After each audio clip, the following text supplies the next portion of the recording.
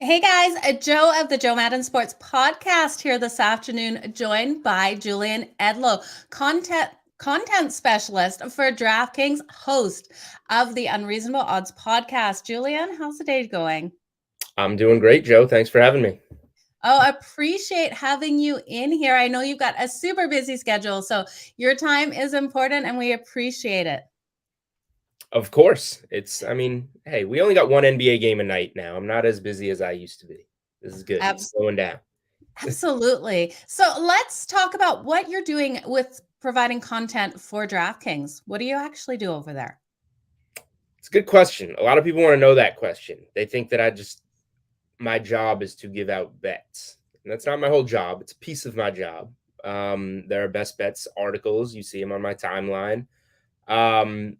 But yeah, I got started with DraftKings in 2015 as a freelancer when they, remodeled their DraftKings playbook. And I've been there since, and in the meantime, become an employee for them. So I was patching together freelance work at not just DraftKings, but a lot of different daily fantasy and sports betting outlets before kind of making it work with DraftKings full time, which made a lot of sense because I've been there a while and been through a lot with them. So when I started there, they were like, let's make this kind of like a barstool style blog and try it and relate it to sports and fantasy and that type of stuff.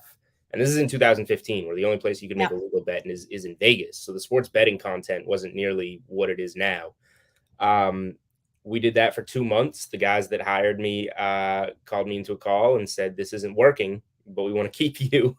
Are you comfortable writing fantasy and that type of stuff? So I said, of course. I mean, it's DraftKings. I love playing fantasy. So we went into all that. And as time kind of went, the sports betting stuff kicks off. 2018 was a big year for that. And, I just kind of put my hand up, said that's something that interests me. I bet on sports and I would want to get involved in that. And now, my content has gone from just joking articles to get people in to fantasy to now, 90% of my stuff is sports betting related with some sprinkled fantasy stuff in there. So a lot of it is writing and creating that content and stuff, but it leads to stuff like the sweat, which is our, we have that show at 11 a.m. Eastern every day of the week. But our staple is kind of the Sunday NFL one that we do from in studio at DraftKings headquarters in Boston.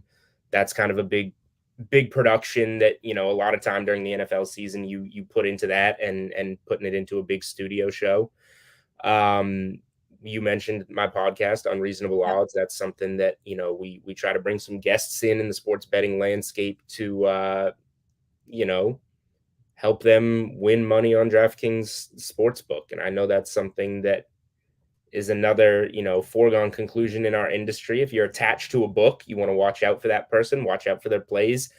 If I wanted to lose you bets because I work for a place that has a sports book, I probably wouldn't be able to do a good job of that because these are coin flip calls.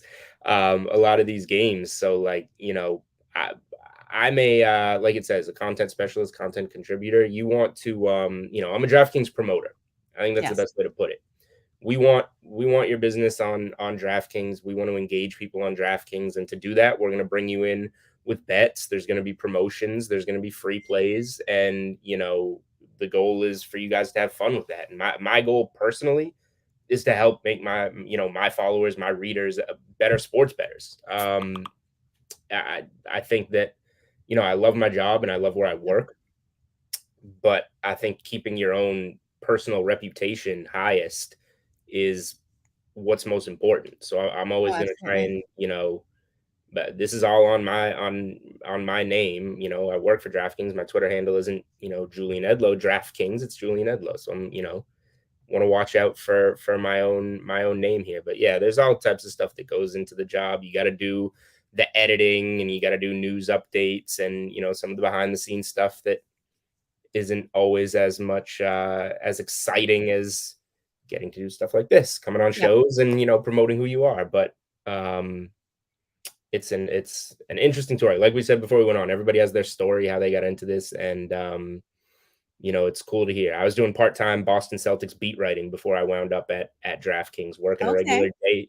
working a regular day job and doing mostly unpaid Celtics coverage at the time, and it just kind of snowballs.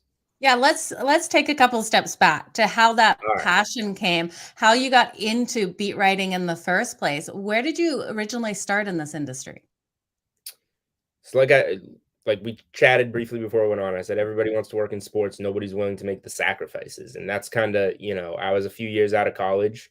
I was always like, yeah, I'm going to get into sports, I'm going to get into sports, but you have to actually do it. And that's the Yeah. hard part, and making those sacrifices. So, I was working in marketing and at a hospital in Boston. Um, Started my own Celtics blog. From there, went to a place called Celtics Life, which is, one of the bigger Celtics blogs that gets some recognition. Um, and from there, just starting to make some connections in the industry, meeting people here and there, and would just email them and honestly bother them until they would respond, because that's what you have to do. Yeah. I would bother some people locally in Boston. Eventually, Rob Bradford, who runs weei.com, got back to me and was like, all right, you have my attention. You've emailed me a million times over the course of like 6 months. Let's talk. And this is when the Celtics just got rid of Paul Pierce and Kevin Garnett. They were awful. Sometimes you got to just get in at the time when fan interest is at its lowest.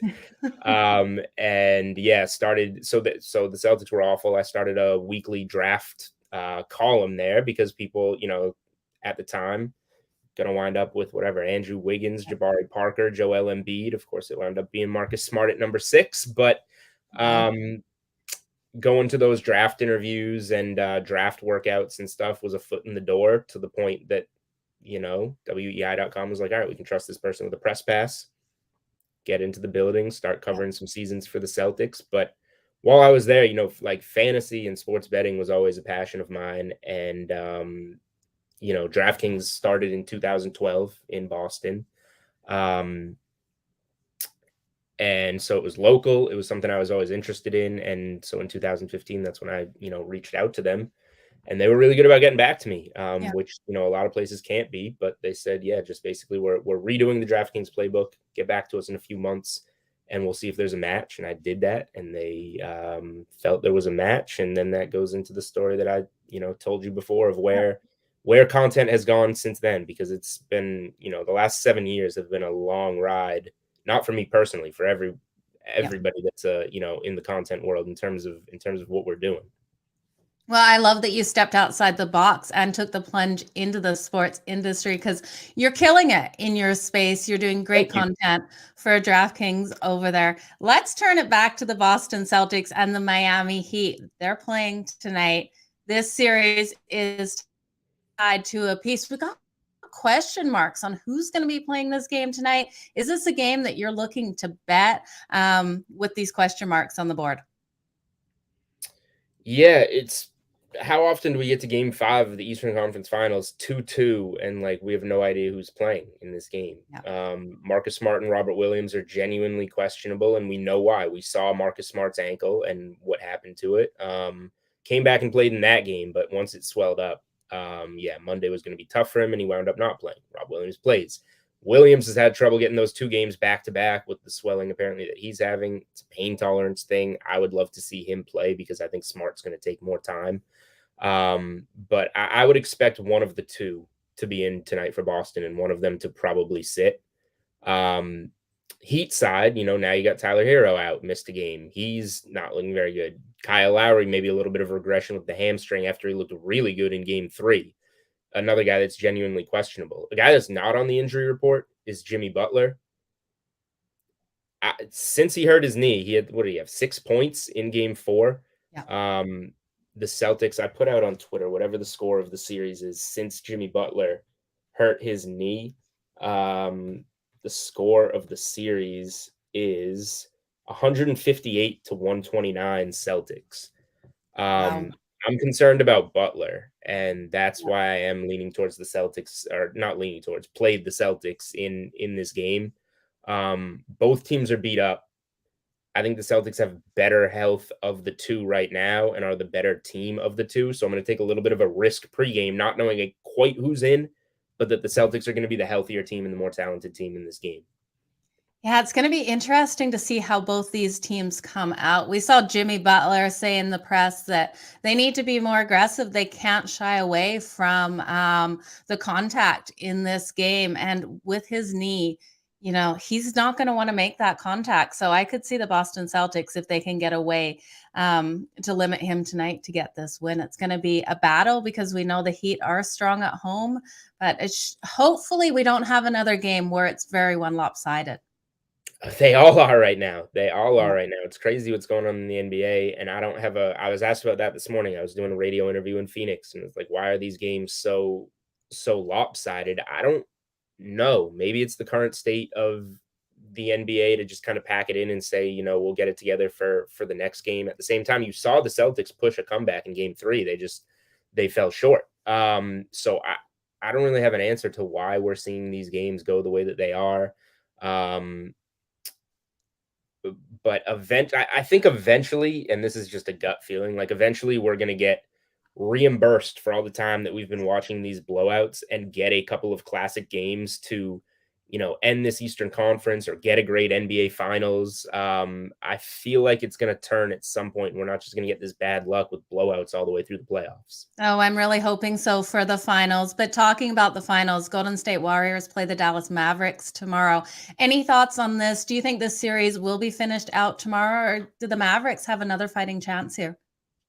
Yeah, I played the Warriors small in game 4, and I was wrong about that sweep. I did get a little lucky. I came back and played them second half, which was 10.5, and it Nice. hit by the hook because the Warriors won the fourth quarter by 19. So sometimes it's better to be lucky than right. And I was wrong on that one, but the Warriors aren't going to drop 2 in a row here to make this a series and give them cause for concern. We saw what happened when they had a chance to close out Memphis on the road in the last round. They got absolutely throttled by like 50 whatever, came back and won the next game at home. I think this is a pretty similar spot here where the Warriors have a chance to get this done, get a full week's rest before the NBA Finals tips, and probably be hosting a game 1 after these two teams in the East are having this slugfest. Everyone's dinged up. That would be a huge advantage for them in game 1 to have that rest advantage, preparation advantage, health advantage. There's just, even with all those things aside, I would like the Warriors in this game, but Yeah. it's tough to see them losing. Not that it's much of a hot take there. Like, they're 7-point favorites. They should win the game. But the way things have been going, yeah, do you want to lay the 7 because all of these games have been decided by 9 or more points in the whole series? Yeah, absolutely. If Golden State wins it tomorrow, closes the series out, do you think they win it all? That's Golden State. If they close Yeah. it out, If they close it out, do they beat the Heat or the Celtics, whoever moves through? um, again, people keep asking me this stuff, and I really don't want to sound like a homer, obviously, because I grew up a Celtics fan. I've covered the Celtics. I have money on the Celtics. I think that Golden State would have a much easier time with Miami. Just from a matchup perspective, like, Golden State has those heavy hitters. I just saw a tweet. We just saw the All NBA teams come out last night. The Heat are the third team ever to get a 1 seed, but not have anybody make those top 3 teams of All NBA. Butler, Bam, Lowry all left off those top 3 teams. They're a great team, but at some point you kind of hit your ceiling, right? When you in the Eastern Conference Finals or the NBA Finals, you hit enough talent that's going to get in your way. And I feel like the Heat are going to hit that wall, whether it's in the next 3 games against the Celtics or against the Warriors. If the Celtics can win this series and steal one of these last 2 in Miami, plus their home game on Friday night, maybe get a little healthy with the time off in between to get Rob Williams and Marcus Smart back, I think the Celtics are going to be a problem for the Warriors. I really do, from a matchup perspective. Going back this year and multiple years, they play very well against the Warriors. It was mid-March when they went to Golden State. Mm-hmm. I think they opened 4-point dogs, closed a 1-point dog, and were up by like 25 points in the first half of that game. That was crazy. They match up well. They don't seem to be afraid of them. And they play well in Golden State for some reason. I don't know why. But the Celtics, I think it would be something like a -130 Warriors, +110 Celtics, or a -120 even money Celtics type of series price. And I am removing my green goggles. I'm trying to look at it clearly. Yep. I think I like the Celtics. Okay. Well, I like it. You guys heard it here. Nobody will believe me. They'll think I'm just a Celtics fan, but that's what I think. Yeah, you know what? Sometimes when we are a fan, we know the issues with our team as well as the good things about them. And with them playing Right. so well in Golden State, it definitely is an advantage for them here. But Julian, I won't keep you any longer. I know you've got a lot on your plate today. Can you remind everyone where to watch your shows, where to follow you, and everything that you have going on at DraftKings that you want to promote? Absolutely. You got the Twitter right down there. So if you follow there, you will get it all. But yeah, go ahead and follow the Unreasonable Odds podcast, where we ran out of room, of course, and it is Unreasonable Odd with no S. But it'll be a fun summer for the podcast. We'll do an NBA Finals preview once we get there. We will have, with my co-host Steve Buchanan, eventually some MLB related content, NFL previews, college football previews. We'll have all that this summer. And then, yeah, for my articles, you find it on the DraftKings playbook. Link is in my bio. That's where you get all my betting stuff. And yeah, looking forward to the NBA kind of winding down and, relax this summer, start to get into some football. Oh, can't wait for football season, Julian. It's right around the corner. Thank you again for joining me here on the Joe Madden Sports podcast. You guys, I will be back at the top of the hour. Julian, all the best today. Thanks for having me, Joe. Thank you.